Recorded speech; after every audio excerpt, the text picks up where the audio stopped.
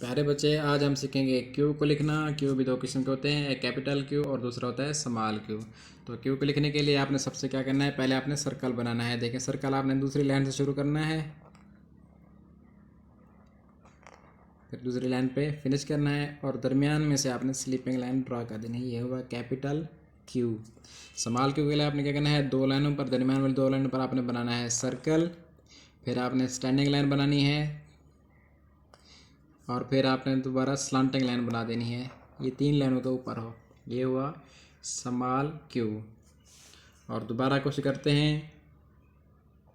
Capital Q लिखने के लिए आपने सर्कल बनाना है तीन लाइनों पर, ऊपर वाले तीन लाइनों पर, और दरमियान में से आपने स्लांटिंग लाइन बना देनी है। ये हुआ क्यू। और उसके बाद आपने स्मॉल क्यू लिखने के लिए आपने क्या करना है, आपने सर्कल बना लेना है दो लाइनों पर, दरमियान वाली दो लाइनों पर आपने सर्कल बना लिया, फिर आपने एक स्टैंडिंग लाइन ड्रा करनी है, फिर आपने एक स्लांटिंग लाइन ड्रा कर देनी है। ये हुआ कैप स्मॉल क्यू। इसी तरह दोबारा देखते हैं। कैपिटल क्यू के लिए आपने एक सर्कल बना लेना है, फिर आपने वहाँ से एक स्लांटिंग लाइन ड्रा कर देनी है। ये हुआ कैपिटल क्यू।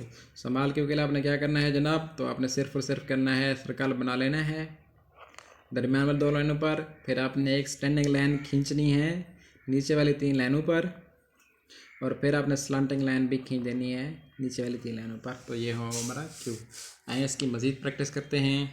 तो आपने डॉट्स ये बना लेने हैं और डॉट के ऊपर आपने पेंसिल को ड्राई करना है, like me, circle then slanting line, circle, standing line, slanting line, circle, sleeping line, circle, standing line, slanting line, circle, sleeping line, circle, standing line and slanting line। उम्मीद है आपको इसकी समझ आई होगी। तो चलिए मिलते हैं अगली वीडियो में।